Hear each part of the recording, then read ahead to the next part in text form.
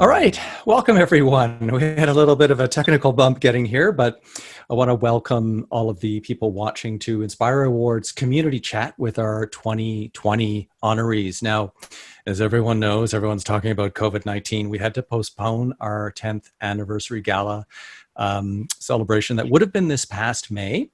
But until we can do that in person, which will be next year, next May, we want to introduce you to all of the wonderful and inspiring community members, businesses, and organizations. So my name is Darren Stehle. I'm the Executive Secretary for INSPIRE Awards. And today I'm going to be speaking with 4 of the 5 LGBTQ Youth of the Year nominees. So I'm going to introduce them briefly, and then we're going to get into a round robin of questions. So first off, we have Leon Tsai. She, her is a proud Taiwanese transgender femme and settler immigrant unlearning in Toronto. You'll have to correct me if I said that wrong. As a blooming flower giving birth to herself, she asked the world to join her in this story, a soul of feelings, planning, organizing, preparing for the softest revolution yet. And Ryan Tran started volunteering since 16 years old at ACAS and has continued to give back to the community through his current position as men's program manager at Asian Community AIDS Services. And we have Mina, is it Gergis or Gergis? Gergis. Gergis, okay. Model and actor redefining traditional male beauty standards through gender fluidity, bold self-expression, and challenging toxic masculinity. He's worked with brands like Sephora. I've seen that video. It's wonderful. And Calvin Klein to redefine masculinity, advocate for body image, and promote self-acceptance. And we have Max Cameron Farron, is a queer, non-binary, and you had put something else, mad?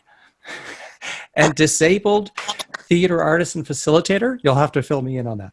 Their work centers on amplifying and celebrating queer, trans, and disabled stories and artists on stage in both professional theater and through community and youth arts education. So welcome, all of you. Say hello. Hi. Hi. So I'm going to hit us all up with the first question. We want to speak about the work that you do in relation to your nomination for LGBTQ Youth of the Year. So, Leon, if I can put you on the spot as number 1 to share with us your answer for that. So I'll just have you come off mute. Thank you so much for holding space and having me here. And to be honest, with this question, I always feel I don't know, shaky with the title Youth of the Year in a way. And yeah, and other than like collaborations and working in not-for-profits around the GTA, obviously, as well as working closely with and students on equity and justice, it's been also, I think the work has also been really rich to be around the people, to be for the people, especially during uncertainties around this time, learning rest, and as well as the work of holding ourselves accountable and moving our communities forward. So both in and out, I think, contribute to why I am here. Again, shaky with the title, but thank you for holding space. Oh, you're welcome. And Ryan, if you could tell us a bit about your work in relation to your nomination. Okay, so as you mentioned earlier in my bio, I currently work in a nonprofit community-based organization called ACAS, or Asian Community AIDS Services. So my work primarily focuses on programming and workshops for gay, bisexual, queer Asian men related to sexual health. This includes connecting gay Asian men to HIV and STI testing, PrEP, and mental health services. I also run an online Facebook group where I post daily resources and articles on issues relating to being gay and Asian. And I also try to create more social spaces for the Asian LGBTQ community. So that includes movie nights, game nights, an annual speed dating event, and right now I'm working on an upcoming project for Asian LGBTQ newcomers. And then lastly, at least in the past year, I was involved in Invisible Footprints, which is an arts and archive project on Asian LGBTQ history in Toronto. Oh, fantastic. Thank you. And Mina. My work is all about creating the kinds of narratives and stories that I never saw growing up. And it's just all about making people feel seen and feel heard. I grew up in the Middle East where it's illegal to be gay. And so for me, my work is all about using my privilege to just really try to push progress in any way that I can for my community, for the queer community, for people who are from the Middle East. And, you know, it can be as simple as, you know, I really believe in the power of helping people feel seen and creating uplifting queer voices and creating, like being more diverse and inclusive and just, putting something out there that I think is can brighten someone's day. I know it seems very simple, but I never saw that growing up. And so I try to put that into the world. Yeah. Oh, that works perfectly with INSPIRE Awards because it seems, like you said, it seems really simple, just putting a smile on someone's face, but it can make a huge difference if you've had a bad day or worse. Max, on to you. So I'll just have you come off mute. Thank you. Hi. So I'm going to define a term for you. So MAD as an identifier or as a label of identity refers to the experience of mental illness and having that not as a stigmatized identity or a stigmatized experience, but one that has pride and history and specific theory and like waves of being associated with it. So I actively identify as MAD in part because it so heavily influences myself, not only in my daily life, but also in terms of my work and how I conduct my work. So there's that. In terms of the work that I do, like you said, I'm a theater artist and facilitator. And similar to Mina, a lot of my work is focused not only on representation, but also on celebration, and also providing opportunities for queer and trans artists to tell our stories. In terms of celebration, one of the big things that I really like to focus on is the range of human experiences that can be represented by kind of people from different identities, different backgrounds, and how so often in media, in theater, in film, we see kind of singular narratives. That was something that I really experienced growing up, was a lack of full humanity for queer, trans, mad, and disabled characters. And so a lot of my work is really dedicated towards creating space and creating stories for that, as well as, like I said, creating opportunities for artists who have been locked out or who have faced barriers in artistic creation, as well as audiences who have faced barriers in audienceship, communities that have been locked out of mainstream audienceship. So with my new theater company, Looking for Productions, we're dedicated towards uplifting marginalized artists and to providing support for artists who have faced challenges in presenting their work due to factors such as homophobia and transphobia, as well as ableism, Satanism, racism, and socioeconomic barriers. I also do a lot of work in communities and with schools as a facilitator and teaching artist. And in that side of my work, I'm really focused on not only kind of trying to be a role model for queer and trans youth, but also providing them an opportunity to tell their stories and see themselves and their whole selves in the work that they do and that we do together. Amazing. And thank you for the clarification when I was pulling together my preparation. I looked at that and I was like, there's no more information. So I didn't want to jump to any conclusions about what it meant. So, and what a diverse group of individuals here. It's really, it's always a learning experience for me to find out what everyone is doing and to feel like I still have so much more to do by not so much by comparison, but I think maybe you understand what I mean. It's always inspiring to see people doing things that I didn't know about or learn just as new for what they are. So let's move on to the next question. But INSPIRE Awards seeks to honor the most inspiring people and youth and businesses and organizations in the Greater Toronto Area in the LGBTQ community. So what inspires you to do what you do in our communities and the diversity of our communities in particular? So for some reason, Max, I put you next, but we just heard from you, so I'll come right back to you. How's that? So let's move to, let's say, Ryan. Okay.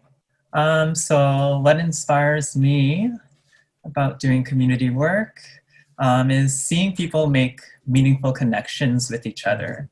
In my work, I meet gay Asian guys who often feel alone and are looking for a queer Asian community.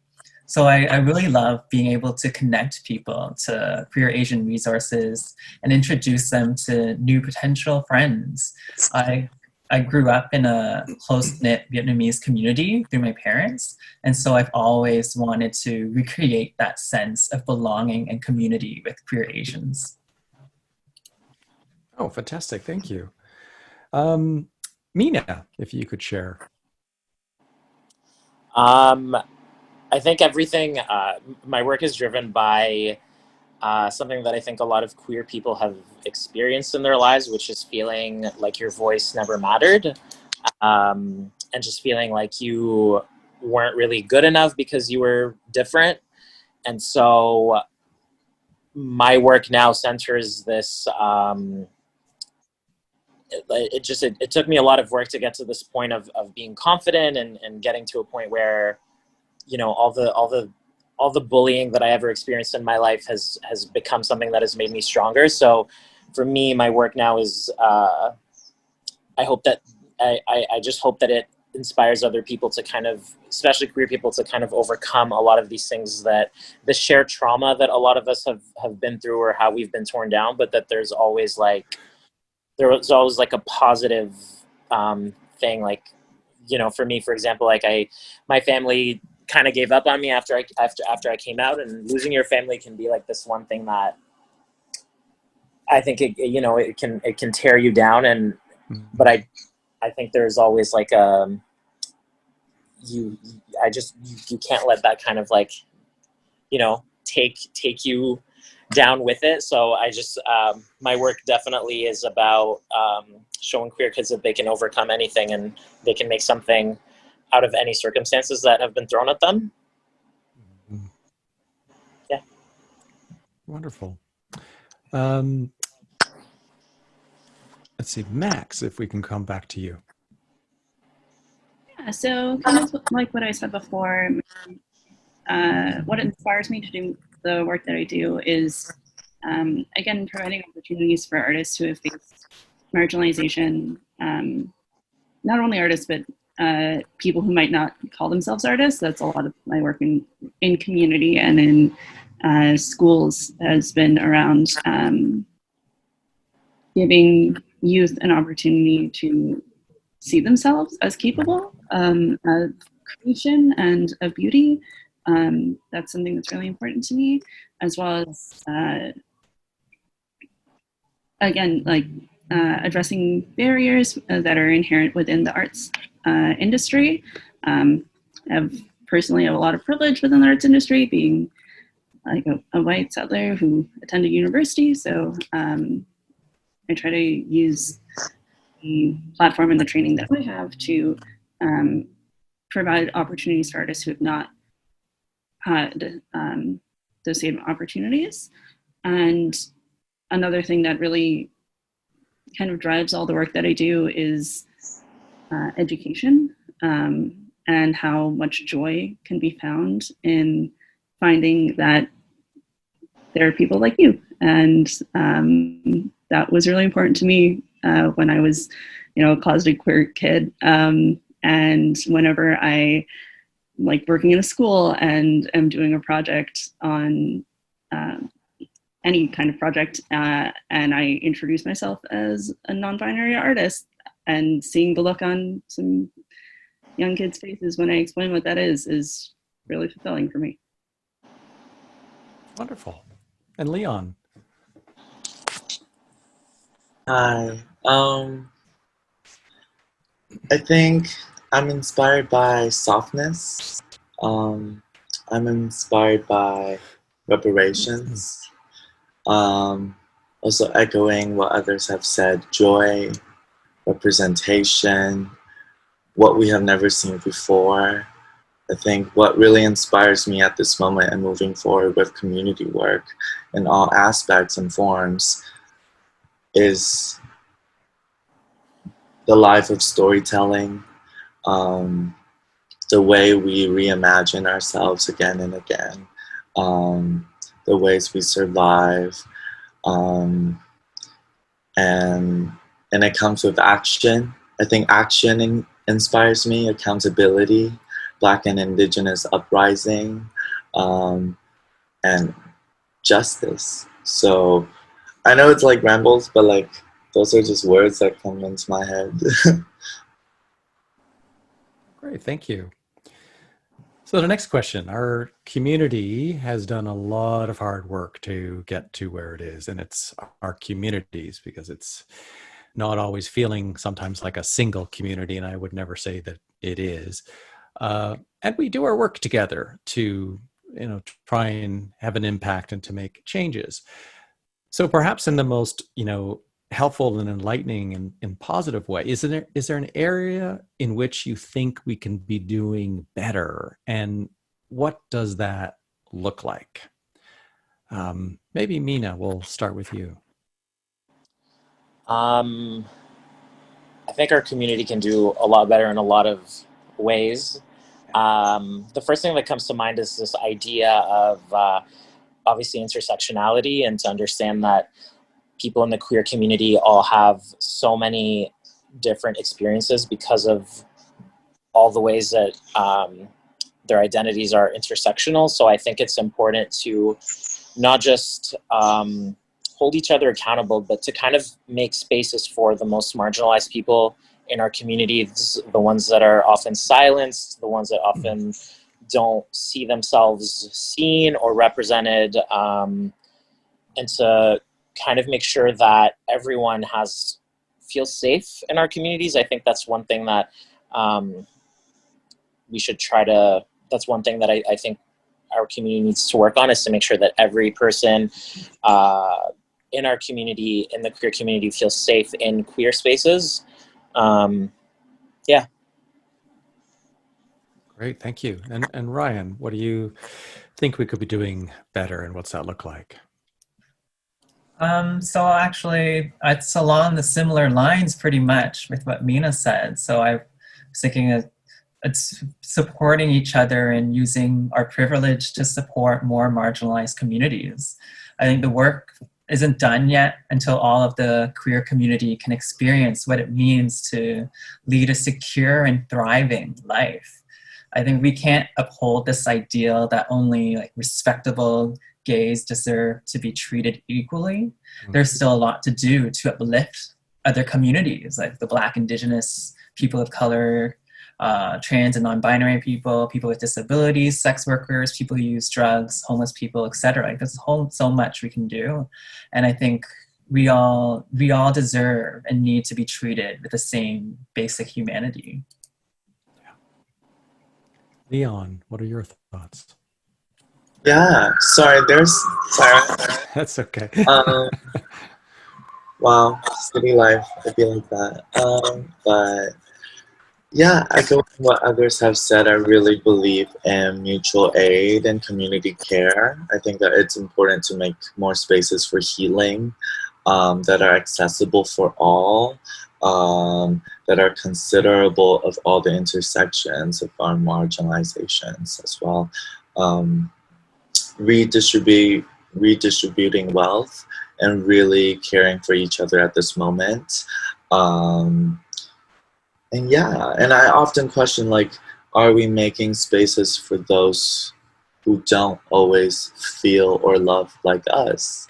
And it's about understanding the layers of being the other, the marginalized, and the history and the trauma that comes with that. And it's making spaces for all of us to come together to heal, to thrive, and to again echo our humanity, that we are worthy. We are worthy to not only survive together, but thrive together. Well said. Thank you. And Max? I'm just going to echo what everyone else has already said in terms of specifically focusing on intersections of identity and how that influences different lived experiences of even of queerness or of gender is going to be inherently different depending on your positionality. And again, making space and finding safety for those who have been pushed to the margins the most due to those intersectionalities. I think something that I think a lot of white queer people like myself could work on is not holding our queerness as a badge of like respectability. Like because we're queer, therefore it's impossible for us to be racist or ableist or transphobic. I think that's something that a lot of white queer people need to work on very specifically. And yeah, like Leon said, spaces for healing and for accountability within community, and understanding again that the queer community is not a monolith. Yeah. Oh, perfect. That's actually a sentiment that was also echoed. I did the group interview for Person of the Year, and we had that discussion about we can't give a hall pass just because you're gay or just because you're this, or we're all in this together. It's not about who's better than or who's more diverse or who has more intersections, but it's the understanding that we can't push other people out, I suppose, is the way of looking at it. Or we can't just think that none of us can think that we're better than anybody else. We're all in this humanity game together. So the last main question is, why do you think INSPIRE Awards are important to celebrate our diverse communities' accomplishments? Ryan, if we could start with you. Well, so when I actually received an email or about a nomination, I was actually really surprised because it was just out of the blue. I wasn't expecting it, and I think it's really nice and affirming to be appreciated and seen for the work you do. I think a lot of us in this work have a lot of passion to make positive changes in this community, and sometimes it can feel like it goes unnoticed. And I think there's a lot of amazing people who have been doing so much, and we don't often just stop to say, like, I appreciate you and see what you're doing. So that's what I feel like awards like this do. Perfect. Leon. Yeah, definitely, I think a platform to celebrate how we are moving forward and the strategies that we are coming up with to move forward and creating a space for conversations is what's really important about this, I feel. And yeah, it's been really nice to see that over the years, INSPIRE Awards has also like really diversified its nominees as well, on a journey to really recognize those who are trying to fight against all kinds of hierarchies, and that sometimes, yeah, any institutions really partnering can create, but we are here to do the work, and that's what's important. Perfect, thank you. And who comes next? Max. So kind of echoing what has already been said about like celebration and celebration of progress within a community. I was similar to Ryan. I was completely surprised by my nomination. So I think one of the great things that I've gotten out of this process has been learning more about other great queer and trans and LGBTQ people and the work that's being done, such as the work that's being done by all of my fellow nominees, and how that can create a lot of opportunities for collaboration and work between people of different sectors or different areas. So, yeah. Absolutely, thank you. And Mina. I echo what everyone has said at this point. I think we all get so caught up doing this work, and we all are inspired to kind of like create a change within our communities, that when you get that email, it's a really nice surprise, because it's not like any of us is doing this work kind of like expecting like an award. You just kind of do it because you're driven by wanting to make a difference and wanting to build community and wanting to create spaces. So yeah, I think it was just like a really nice surprise to be like, oh, this is, someone likes this a lot. So yeah. That's great to hear. Well, thank you, all of you. So we have sort of just a quick final parting words, maybe just a sentence or two, maybe something that's really meaningful to you about either this experience or the work that you do, or a message that you want to share with the community and our audience. Leon, if we could start off with you.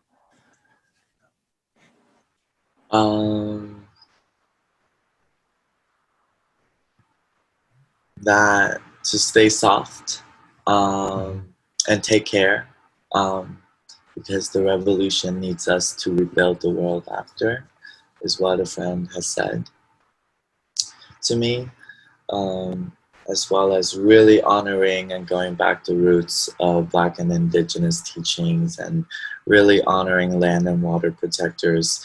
And yeah, I think it's a time for us to really reflect and hopefully do better, and to move forward with more community and more organizing for the future. Yeah. Thank you. And Max, your parting message.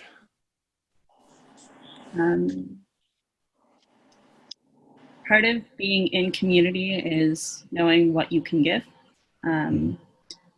So I would really encourage anybody who's watching this to consider kind of what you have to offer for the fellow people within your community, and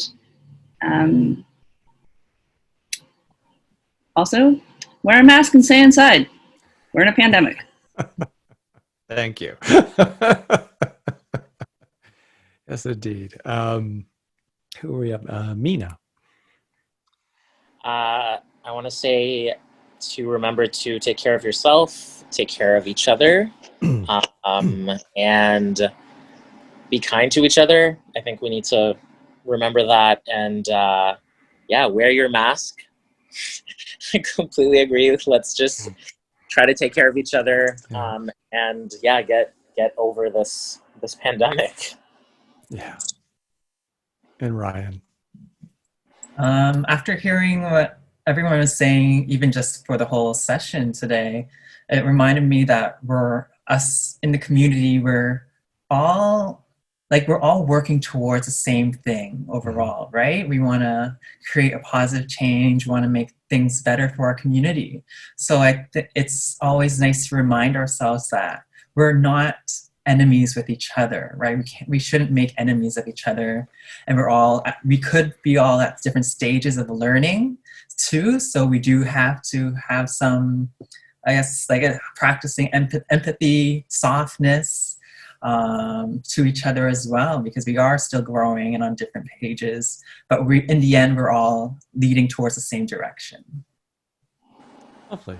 Well, thank you to each of you and to everyone who is watching. I hope that you've enjoyed getting to know our 2020 nominees for LGBTQ Youth of the Year as much as I did. I learned a lot.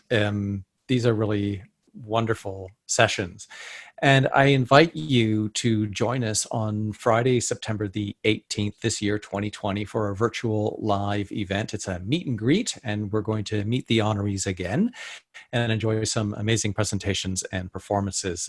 The information is available on our Facebook page for INSPIRE Awards. We now have a group invite, or rather an event invite. The links will be below this video that you're watching. And we look forward to seeing you next year on Friday, May 14th, 2021 at Hart House, University of Toronto, to celebrate our community and our honorees in person, hopefully more than 50 people at a time, at our INSPIRE Awards Gala Anniversary, 10th Anniversary event. So thank you, everyone. Thank you so much for being here, and I look forward to eventually meeting you in person sometime soon. Bye, everybody.